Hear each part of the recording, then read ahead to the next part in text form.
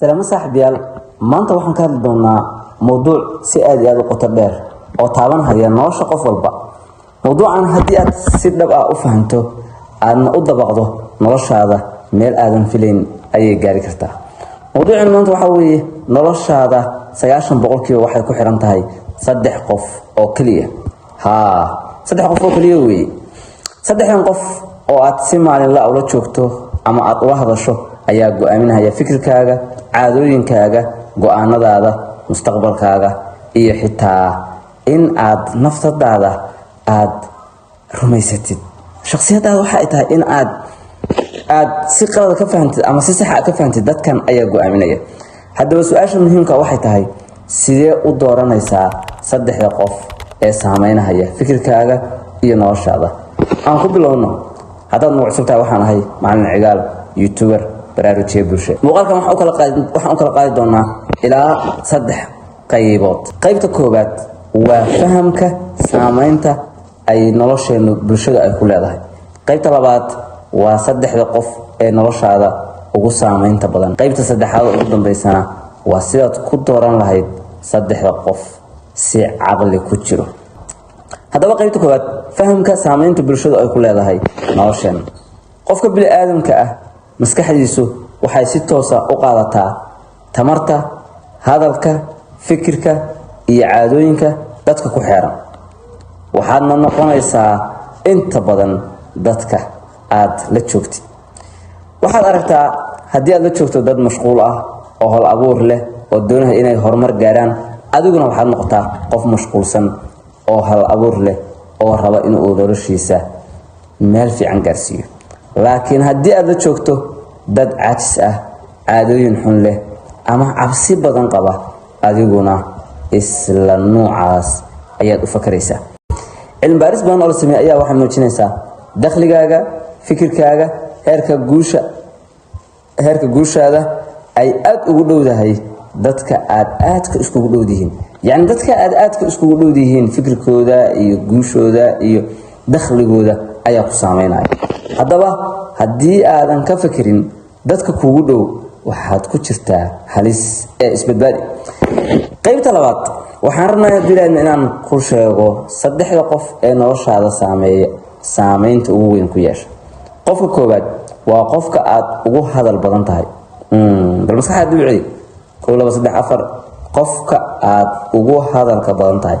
qofka aad maalintii inta badan la hadashid ama telefoon kula hadal ama idinku isla joog la hadal. qofka koowaad waa qofka aad ugu hadalka badan tahay. waa qofka aad u sheegto rajadaada, fikradahaaga, ceebahaaga ama xitaa dhibaatooyinka ku soo gaar. hadalku waa tamar. qofka aad ugu hadalka badan tahay wuxuu toos u qaabeeyaa maskaxdaada.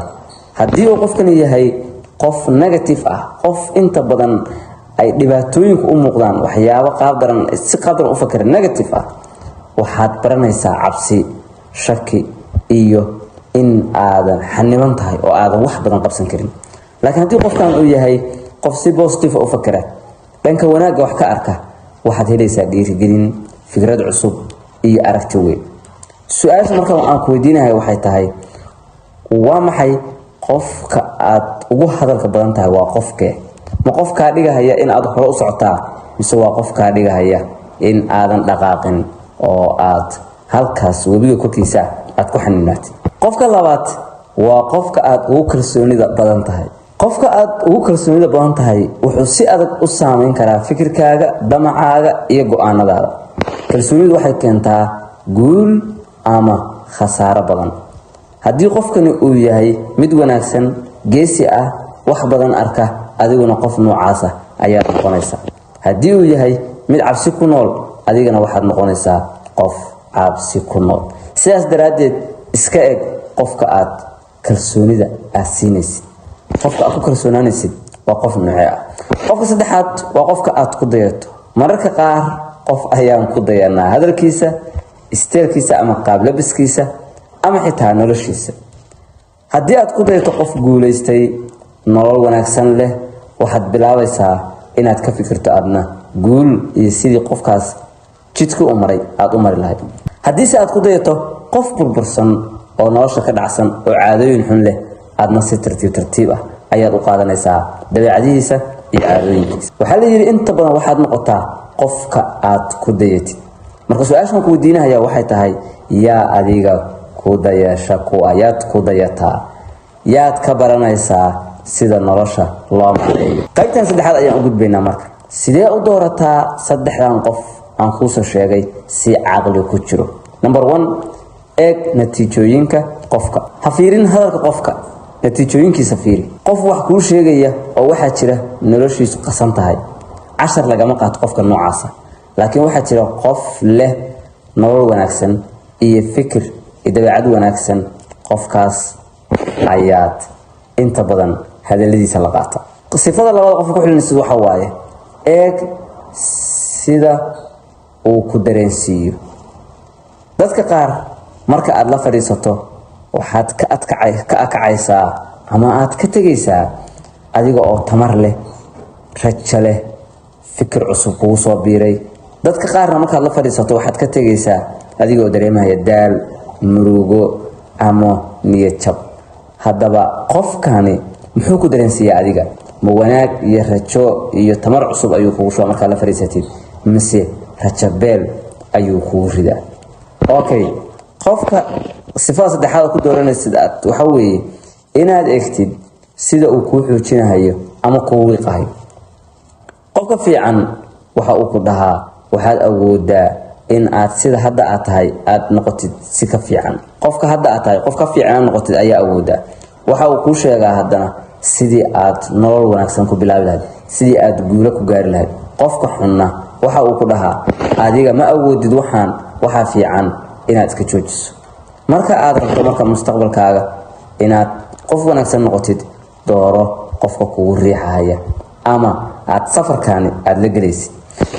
gunaanadkii waxaa jira wax badan oo aanan xakameyn karin, sida nolosheenna, xaaladeena dhaqaalaha, waqtigeena, waxyaabo badan laga yaabo inaan xakameyn karin. laakiin wax aan xakameyn karno waa dadka saameynta nagu yeelanaya.